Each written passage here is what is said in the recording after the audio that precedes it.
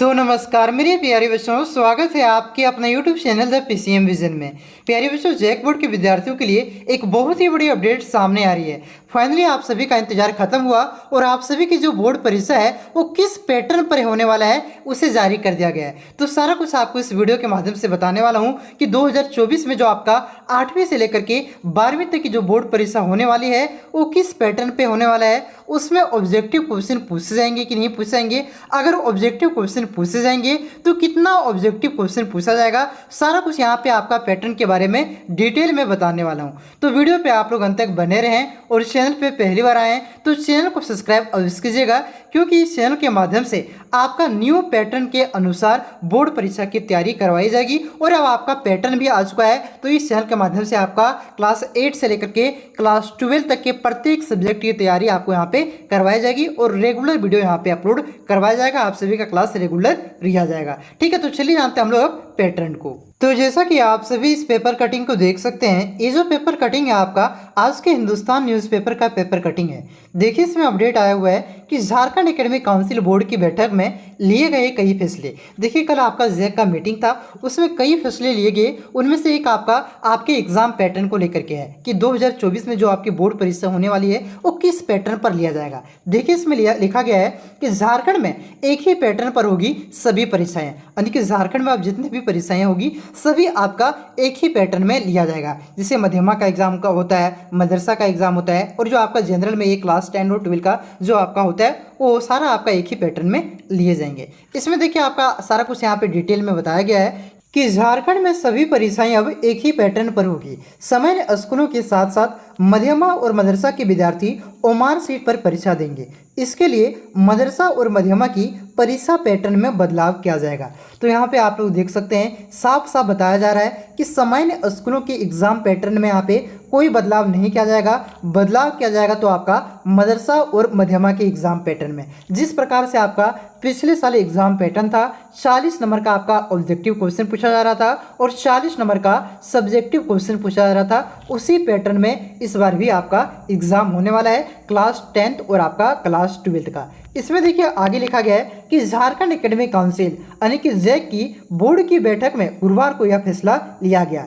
Jack अध्यक्ष doctor Anil Kumar Mahato की अध्यक्षता में हुई बैठक में स्पष्ट हुआ कि सरकारी स्कूलों में 8वीं 9वीं व 11वीं की वार्षिक परीक्षाएं ओमार सीट पर होती है, जबकि आपका 10वीं और 12वीं में ओमार सीट और लिखित परीक्षा होती है। ऐसे में मदरसा और मध्यमा की समकक्ष परीक्षाएं भी इसी तर्ज पर होगी। यहाँ पे देखिए साफ साफ बताया जा रहा है कि जो आपका 8, 9 और जो आपका 11 है, इसका जो एग्ज़ाम होता है आपका ओमार सीट में होता है और इसी पैटर्न पर आपका इस बार भी एग्जाम लिया जाएगा। और जो आपका मध्यमा और मदरसा में जो आपका क्लास 8, 9 में आपका लिखित परीक्षा लिया जाता था, उसका भी अब क्या होगा, ओमार सीट पे ही एग्जाम लिया जाएगा। तो यहाँ पे आपका 8, 9 और 11 के विद्यार्थी यहाँ पे क्लियर हो जाइए। आपका सिर्फ ऑब्जेक्टिव क्वेश्चन पूछे जाएंगे और आपका कितना ऑब्जेक्टिव क्वेश्चन पूछा जाता है, तो प्रत्येक विषय में 40 ऑब्जेक्टिव क्वेश्चन पूछा जाता है और इसी पैटर्न पर आपका इस बार भी एग्जाम होगा ये आपका। और यहाँ पे 10th और 12th वाले क्लियर हो जाइए। जो आपका 40 नंबर का ऑब्जेक्टिव क्वेश्चन पूछा जाता था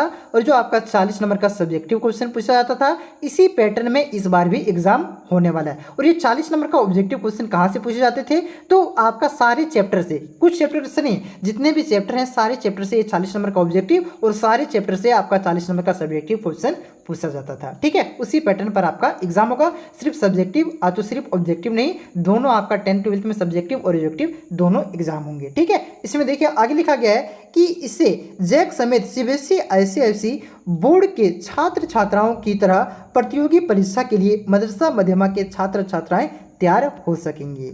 ठीक है, यहाँ पे आपका साफ साफ बताया गया। इसमें लिखा गया है आगे कि मध्यमा के लिए 9वीं में करना होगा आपका रजिस्ट्रेशन। इसके अलावा मध्यमा के सरकारी स्कूलों की तर्ज पर 9वीं में ही रजिस्ट्रेशन कराना होगा।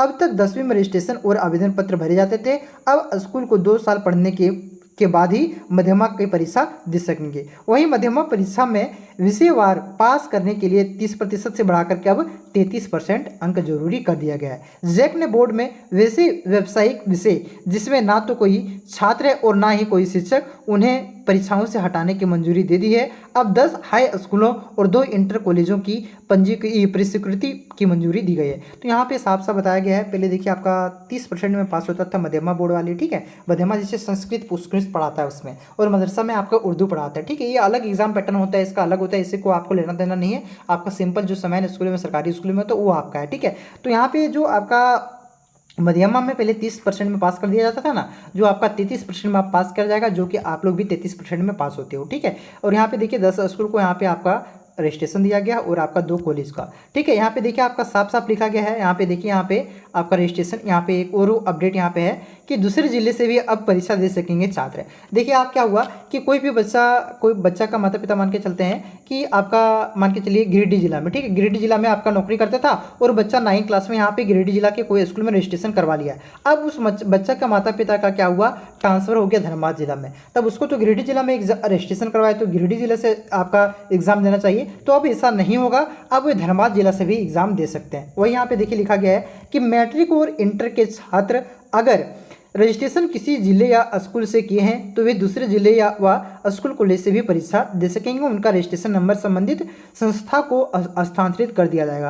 यानी कि आप इस मान के चलिए ये स्कूल से रजिस्ट्रेशन करवाए थे, 10th क्लास में आप बी स्कूल में जाना चाहते हैं, दूसरे जिला में जाना चाहते हैं, तो आप दूसरा जिला से आप क्या कर सकते हैं, एग्जाम दे सकते हैं। लेकिन हाँ, इसके लिए आपको यहाँ पे बताना होगा कि आप दूसरा जिला क्यों गए हैं, दूसरा स्कूल क्यों गए हैं, ठीक है। ये आपको बताना होगा, तभी आप वहाँ से कर सकते हैं। और इसके यहाँ पे देखिए क्या साफ साफ लिखा गया है कि जब संबंधित छात्र छात्रा के माता पिता या अभिभावक का हस्तांतरण दूसरे जिला में होगा, साथ ही इसके लिए अन्य प्रावधान भी तय किए गए हैं, ठीक है। माता पिता का मतलब ट्रांसफर होगा दूसरे जिला में, नौकरी वोकरी वाला का, तो किसी कारण उस बसते हैं आप दूसरे जिला में, तभी यहाँ पे आपको ऐसा सुविधा दिया जाएगा। यहाँ पे देखिए और एक चीज़ अपडेट, यहाँ पे खास अपडेट ये है कि इम्प्रूवमेंट परीक्षा के लिए नहीं करना होगा 1 साल का इंतजार। यानी कि मान के चलिए आपका कोई भी विषय में कम नंबर आता है और चाहते कि ये नंबर हमारा बढ़े, हम फिर से एग्जाम देंगे, तो पहले क्या होता था कि अगला साल मान के चलिए 2023 में आपका कम नंबर आया, अब क्या चाहे फिजिक्स में, ठीक है, फिजिक्स में नंबर कम आया, तो अब अगला साल आपको फिजिक्स में नंबर बढ़ाना चाहते हैं तो अगला साल 2024 में एग्जाम देना पड़ता था। लेकिन अब ऐसा नहीं, अब उसी साल 2023 में एक और एग्जाम दिया जाएगा